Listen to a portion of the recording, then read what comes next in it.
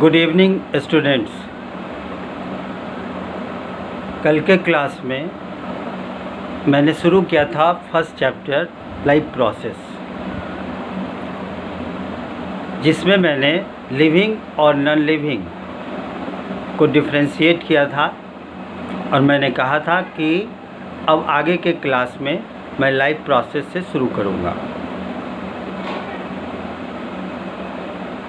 Life process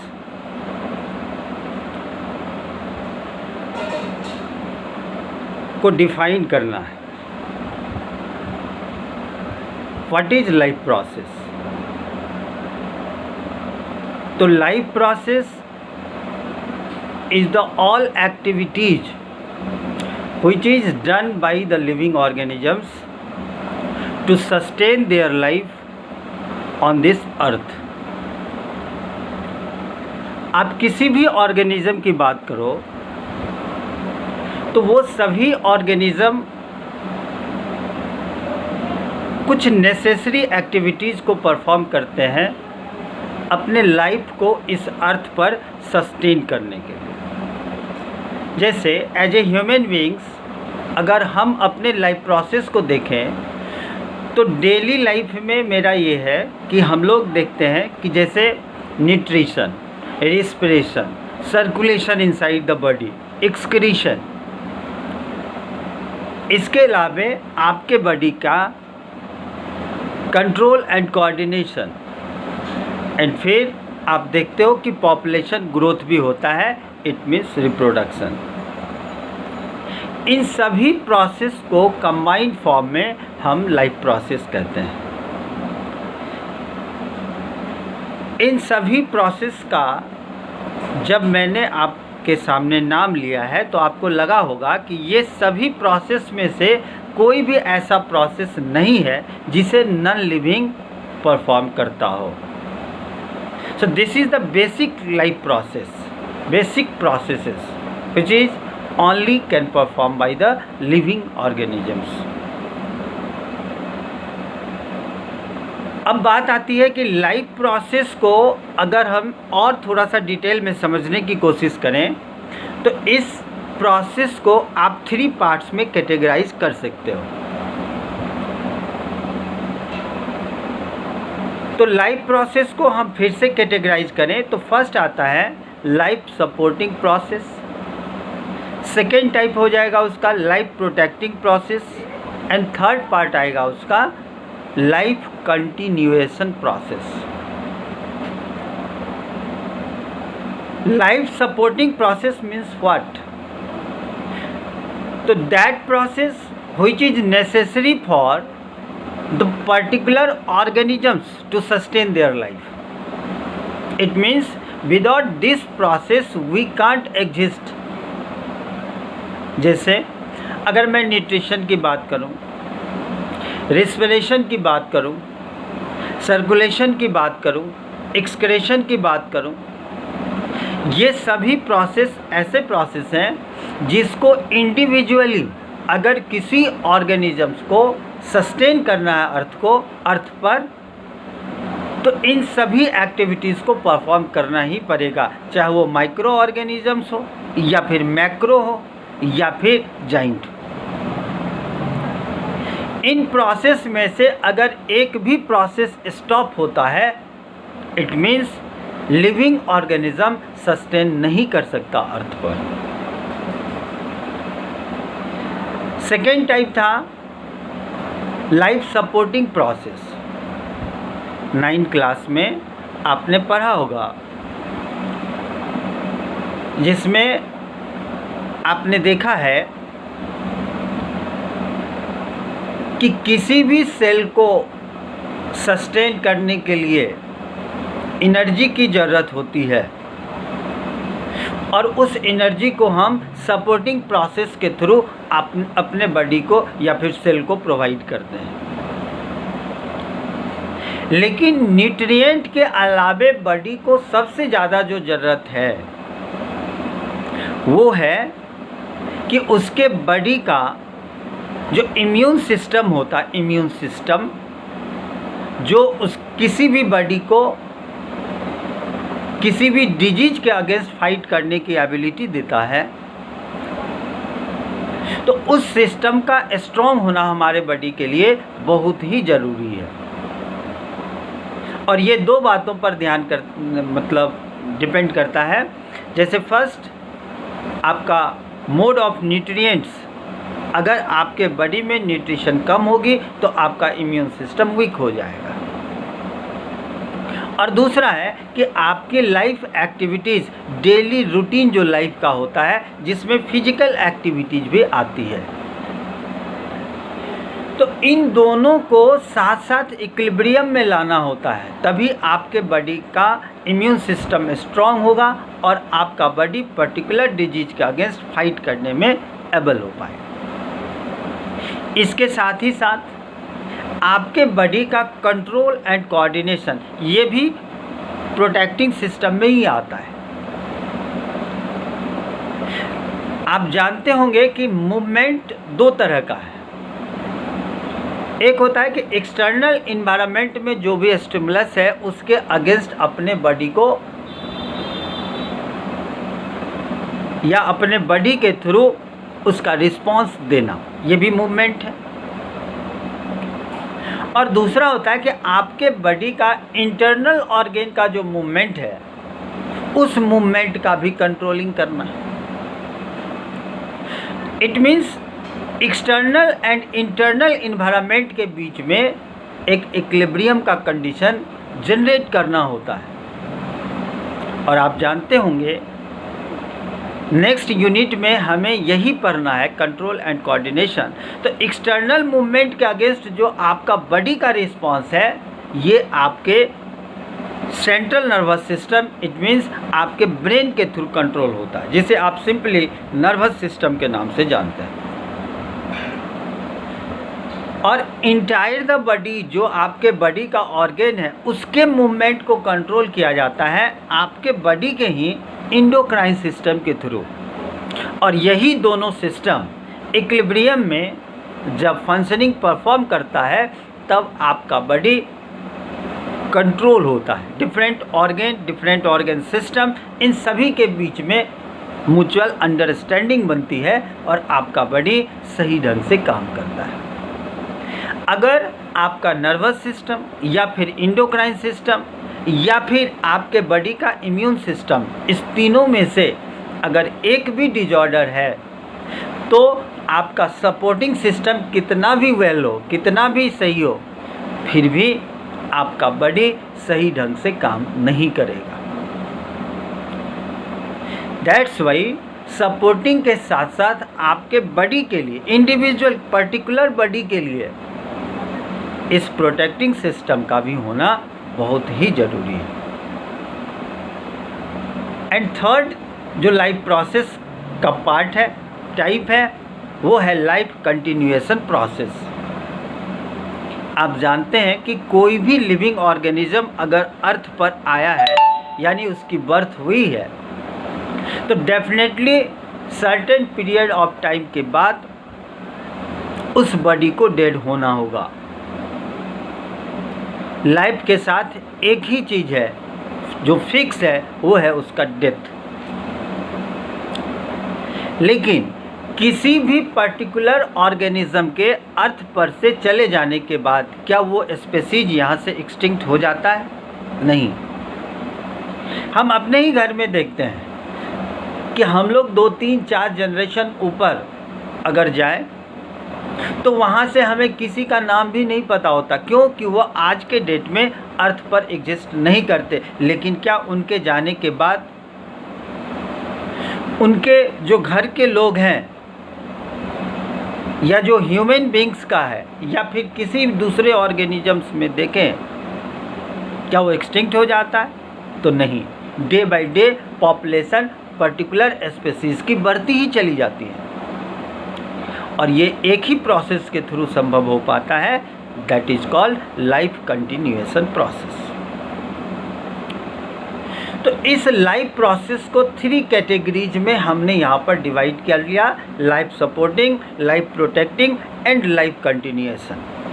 10th class के bio में अगर आप देखें तो इस यूनिट को 3 चैप्टर में बांट दिया। फर्स्ट चैप्टर में लाइफ सपोर्टिंग प्रोसेस को आपको पढ़ना है, सेकेंड चैप्टर में लाइफ प्रोटेक्टिंग सिस्टम को पढ़ना है, एंड लास्ट थर्ड चैप्टर में लाइफ कंटिन्यूएशन प्रोसेस को पढ़ना है। तो एक जो सिंक्रोनाइज वे में एक रिलेशनशिप है सभी चैप्टर के बीच का, वो सभी कंबाइंड फॉर्म में लाइफ प्रोसेस ही है, बट आपको समझाने के लिए फिर इस तरीके से इसे डिफ्रेंशिएट किया गया, अलग अलग यूनिट में दिया गया है। इस चैप्टर में हमें लाइफ सपोर्टिंग प्रोसेस को पढ़ना है। अब आप समझिए थोड़ा सा यहाँ पर कि कोई भी वर्क डन अगर हम करते हैं तो उस वर्क को करने के लिए हमें एनर्जी की ज़रूरत होती है। ठीक उसी तरीके से इन लाइफ प्रोसेस को किसी भी ऑर्गेनिजम्स के थ्रू जो परफॉर्म किया जाएगा, इसे परफॉर्म करने के लिए उस ऑर्गेनिज्म को एनर्जी की ज़रूरत होगी। Without energy any organism can not perform their life activities. तो एनर्जी तो चाहिए। अब बात आती है कि ये एनर्जी किसी ऑर्गेनिज्म को कैसे मिलता है। तो आप जानते हैं कि किसी भी ऑर्गेनिज्म में खास करके जो हेटेरोट्रॉपिक मोड ऑफ न्यूट्रिशन के होंगे उसके बॉडी में हो या फिर ऑटोट्रॉफ्स में भी हो, जब तक फूड का फॉर्मेशन नहीं होगा, फूड इनटेक नहीं करेगा, तब तक उस बॉडी में एनर्जी का फ्लो नहीं हो सकता। इसका मतलब है कि ये फूड जो है ना वो फ्यूल के फॉर्म में काम करता है। जब तक ये फ्यूल आप अपने बॉडी में नहीं देंगे तब तक आपके बॉडी में एनर्जी क्रिएट नहीं होगी और आप अपने लाइफ एक्टिविटीज़ को परफॉर्म नहीं कर पाएंगे। इसका मतलब है कि ये फूड जो है वो फ्यूल के फॉर्म में काम करता है और ये हमारे बॉडी के लिए बहुत ही नेसेसरी है। इसका मतलब है कि हमें फूड के इम्पोर्टेंस को समझना चाहिए। अब क्वेश्चन यहाँ पे आता है, what is the importance of food. अगर आपसे कोई पूछे कि फूड का इम्पोर्टेंस क्या है, एक तो मैंने अभी आपको बता दिया कि ये एनर्जी प्रोवाइड करता है। सो एनर्जी के लिए एज ए फ्यूल हम फूड का यूज करते हैं। तो यहाँ पर अब हम हेडिंग देंगे इम्पोर्टेंस ऑफ फूड। तो इसमें 2-3 पॉइंट आपको याद रखना है। First point, it is a source of energy. आपने जाना है अभी कि एनर्जी का दूसरा कोई रिसोर्स नहीं है, चाहे वो किसी भी मोड ऑफ न्यूट्रिशन का हो। ऑटोट्रॉफ्स को भी फूड का फॉर्मेशन करना ही है और जब तक वो फूड का फॉर्मेशन नहीं करेगा उसके बॉडी में एनर्जी बन ही नहीं सकती और फिर वो लाइफ सर्वाइव नहीं कर पाएगा, क्योंकि एक्टिविटीज़ ही परफॉर्म नहीं होगी तो मूवमेंट रुक जाएगा और अगर मूवमेंट रुक जाएगा तब हम उसे अलाइव नहीं कह सकते। सेकेंड पॉइंट है, to food supply raw materials for repair, growth and development of the body. आपके बॉडी में फूड के जितने भी वेराइटीज़ हैं उसके अलग अलग रिसोर्स होते हैं। आप जानते होंगे कि कुछ protein, carbohydrate, fats, vitamins, minerals, इन सभी के फॉर्म में आप फूड लेते हैं, न्यूट्रिएंट लेते हैं और इसी न्यूट्रिएंट में एनर्जी होती है जिसके ब्रेकडाउनिंग से आपके बॉडी को एनर्जी मिलता है। तो ये डिफरेंट रिसोर्स है। इसमें कार्बोहाइड्रेट का अलग फंक्शन होता है।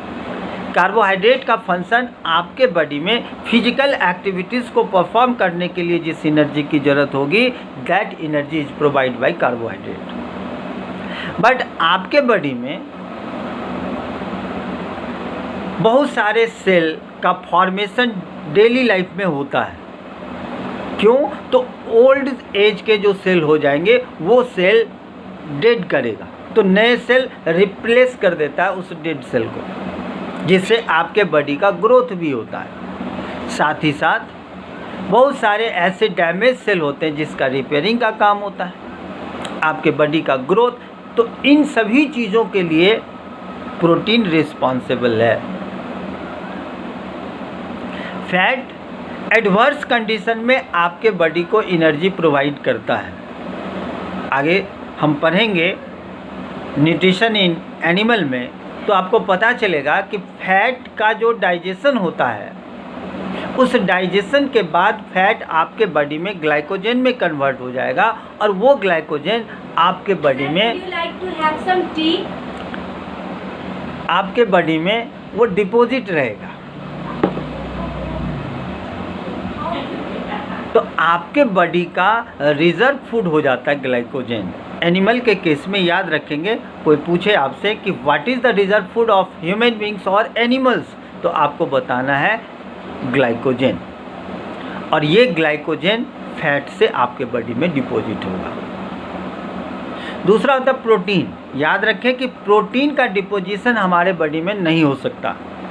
आपके बॉडी के सेल में ये प्रोटीन, चाहे आप प्लांट प्रोटीन लो या फिर एनिमल प्रोटीन, जो भी फूड के फॉर्म में आप लेते हैं, ये प्रोटीन आपके बॉडी में जितनी रिक्वायरमेंट होती है सेल के रिपेयरिंग के लिए या फिर नए सेल के सिंथेसिस के लिए, उतना ही प्रोटीन कन्वर्ट हो पाता है।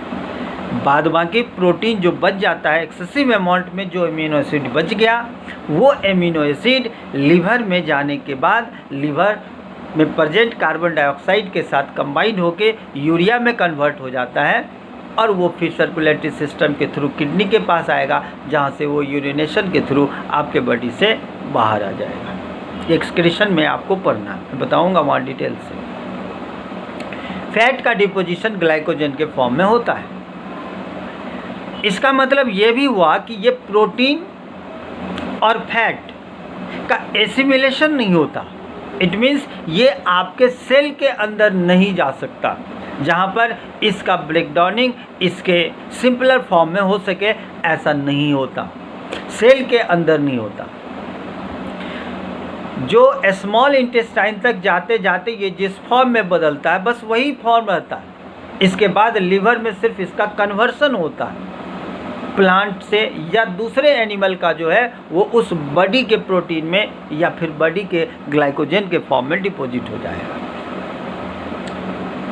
लेकिन कार्बोहाइड्रेट जो ग्लूकोज के फॉर्म में डाइजेस्ट होता है, वो ग्लूकोज सर्कुलेशन के थ्रू सेल के पास पहुंचता है और वहां पे जाके उसकी एसिमिलेशन होती है और फाइनली वो ब्रेक होके carbon dioxide, water and ATP में कन्वर्ट होता है।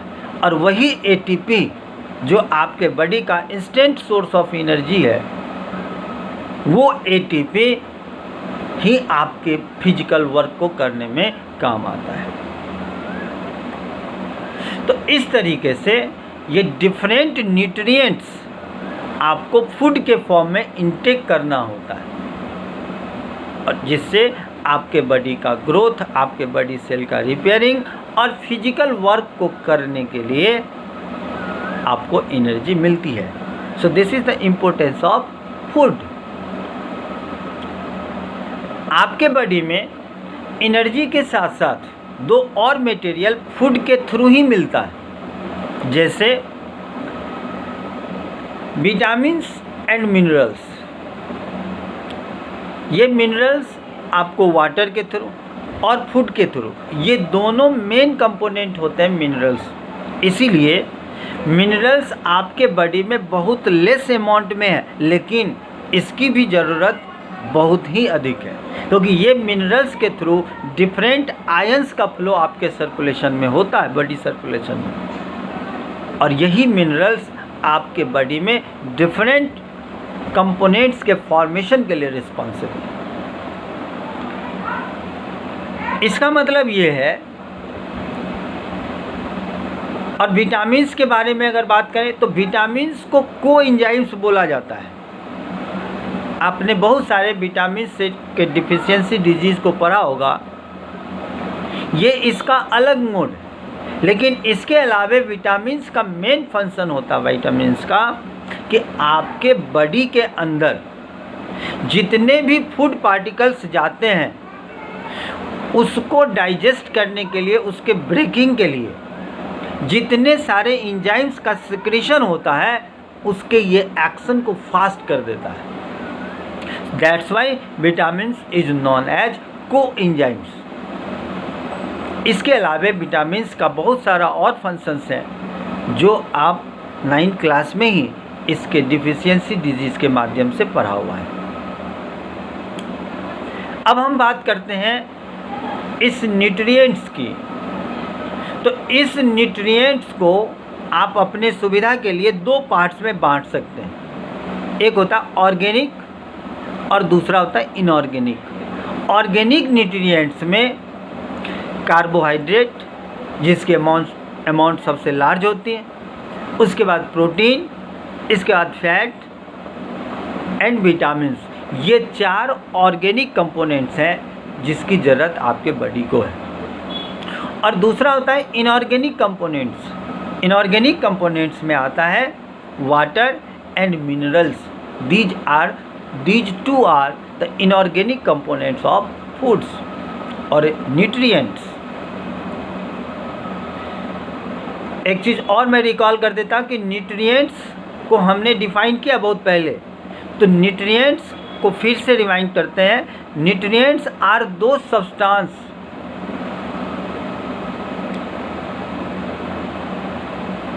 which has ability to produce energy after breakdowning। यानी अगर न्यूट्रिएंट्स को हम अपने बॉडी में इंटेक करेंगे ना तो उसके ब्रेकडाउनिंग से एनर्जी मिलती है, तो उसको न्यूट्रिएंट्स कहें। So nutrients is a substance, is a object, is a material from which we obtain energy. But आगे आप देखेंगे न्यूट्रिशन, तो न्यूट्रिशन को मैं डिफाइन यहाँ कर देता हूँ और इसका एक्सप्लेनेशन मैं नेक्स्ट क्लास में। Nutrition is a process through which we intake nutrients and utilise it inside the body in different step, finally we get energy.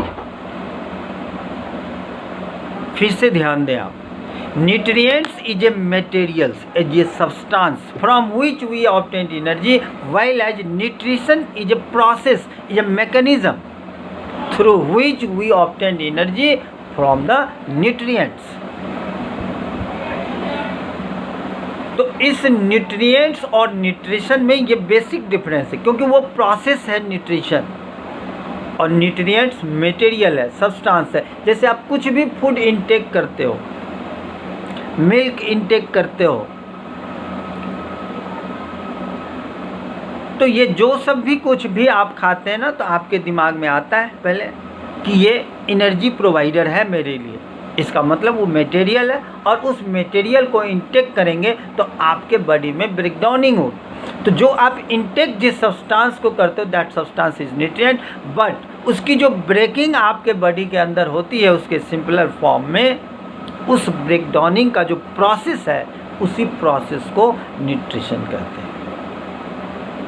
अब नेक्स्ट वीडियोस में मैं न्यूट्रिशन को डिफाइन करके उसका क्लासिफिकेशन करेंगे और उसके बाद फिर मैं ऑटोट्रॉपिक मोड ऑफ न्यूट्रिशन से लेके बढ़ूँगा जिसमें फोटोसिंथेसिस आएगी।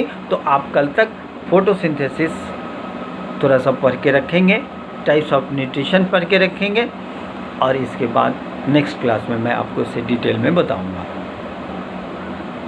तब तक आप इसे पढ़ें और सोशल डिस्टेंसिंग को मेंटेन रखें। धन्यवाद।